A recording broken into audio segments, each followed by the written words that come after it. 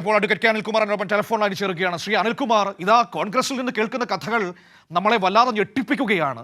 ശോഭാ സുബിൻ എന്ന് പറയുന്ന ഇപ്പോൾ തൃശ്ശൂരിലെ DCC ജനറൽ സെക്രട്ടറി ആയിരിക്കുന്ന വ്യക്തി സഹപ്രവർത്തകയുടെ വ്യാജ അശ്ലീല വീഡിയോ നിർമ്മിച്ചു എന്ന പെൺകുട്ടി പരാതി നൽകുന്നു നേതൃത്വത്തിന്.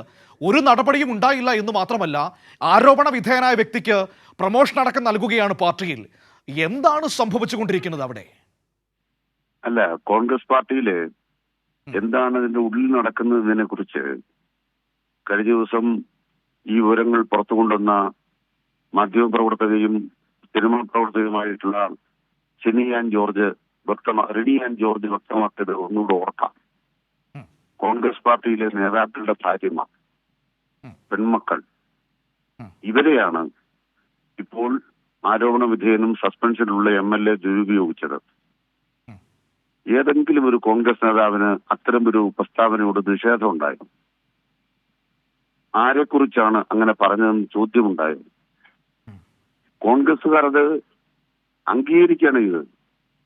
തങ്ങളുടെ പാർട്ടിയിലെ നേതാക്കളുടെ ഭാര്യമാരെയും പെൺമക്കളെയും കോൺഗ്രസ് നേതാക്കൾ ഇപ്രകാരം ലൈംഗികമായി ദുരുപയോഗം ചെയ്തു എന്ന് കേരളത്തിലെ പൊതുമണ്ഡലത്തിൽ ഒരു വനിത വന്ന് ഇതേപോലെ വെളിപ്പെടുത്തിയിട്ട് ആ വെളിപ്പെടുത്തലിൽ പരാതി ഏതുമില്ല.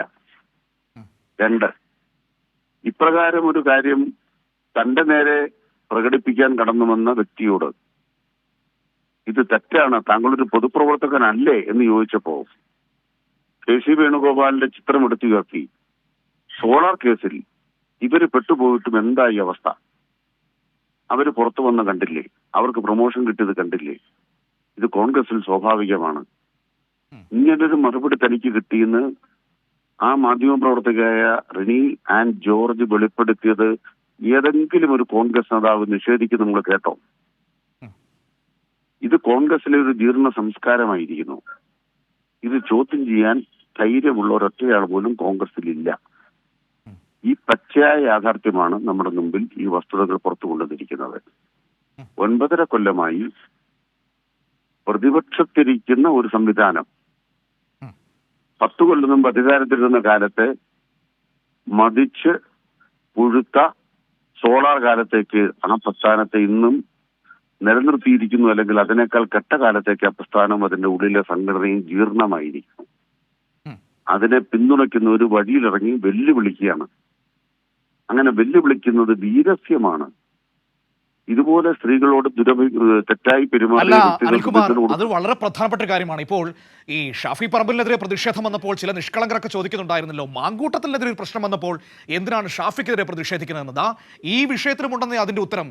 ഇവിടെ ഈ ശോഭാ സുബിൻ എന്ന് പറയുന്ന വ്യക്തിക്കെതിരെ ആദ്യം പരാതി ആ പെൺകുട്ടി കൊടുക്കുന്നത് ഷാഫി പറമ്പിലാണ്. കാരണം അന്ന് യൂത്ത് കോൺഗ്രസിന്റെ സംസ്ഥാന അധ്യക്ഷൻ ഈ ഷാഫി പറമ്പിലായിരുന്നു. ഒന്നും ഉണ്ടായില്ല. അതെ, അത്തരം പ്രതിഷേധങ്ങള് അങ്ങനെ വേണ്ടതുണ്ടോ എന്നുള്ളതിനെ കുറിച്ച് വേണം തർക്കങ്ങളാവാം. രാഷ്ട്രീയ പാർട്ടികൾ അധികാര സ്ഥാനത്തിലുള്ളവരോട് പ്രതിഷേധിക്കാറുണ്ട്. പ്രഖ്യാപിത പ്രതിഷേധമായിരിക്കണം. അതുപോലെ തന്നെ ജനപ്രതിനിധികൾ എന്ന് പറയുന്ന അല്ല ഇത്തരം കാര്യങ്ങളിൽ പ്രതിഷേധത്തിൽ നമ്മൾ തിരഞ്ഞെടുക്കേണ്ടത്. നമുക്ക് വേണമെങ്കിൽ വിയോജിപ്പുകൾ ഉണ്ടാവാം. പക്ഷെ ഞാൻ കൃത്യമായിട്ട് ചൂണ്ടിക്കാണിക്കാൻ ആഗ്രഹിക്കുന്നത്, അത്തരം പ്രതിഷേധങ്ങൾ ഉണ്ടാകുമ്പോൾ സ്വാഭാവികമായും നാട്ടുകാരുടെ ഒരു വികാരം ഉണ്ടായി എന്നതിനപ്പുറത്ത് അതിനെ കാണേണ്ട കാര്യമില്ല. പക്ഷെ കേരളത്തിലെ മാധ്യമങ്ങൾ എന്താ ചെയ്യുന്നത്? അത് അയാളുടെ തന്റെ ഇടമാണ്, അത് അയാളുടെ കഴിവാണ്, ഇങ്ങനെയാണ് നിങ്ങൾ പെരുമാറേണ്ടത് എന്ന് പറഞ്ഞാൽ ഇത്തരം ആളുകൾക്ക് തുറന്ന പിന്തുണ കൊടുക്കുകയാണ് മാധ്യമങ്ങൾ.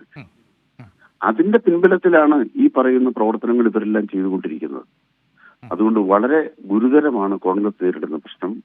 ഇത് അഖിലേന്ത്യാ കോൺഗ്രസ് നേതൃത്വത്തിന് പരിഹരിക്കാനാവില്ല. കണ്ണടയ്ക്കാനല്ലാതെ മറ്റു യാതൊരു ഗതിയും ഇല്ല എന്നുള്ളതാണ് യാഥാർത്ഥ്യം. കണ്ണടച്ചിരുട്ടാക്കാമെന്നല്ലാതെ യാതൊരു കാര്യത്തിലും പരിഹാരമുണ്ടാവില്ല. കോൺഗ്രസ് തുറന്നു കാട്ടപ്പെട്ട ഒരു യാഥാർത്ഥ്യത്തിലേക്കാണ് ഈ വിഷയങ്ങൾ നമ്മൾ എത്തിച്ചിരിക്കുന്നത്. ശരി, okay, thank you Shri Anilkumar.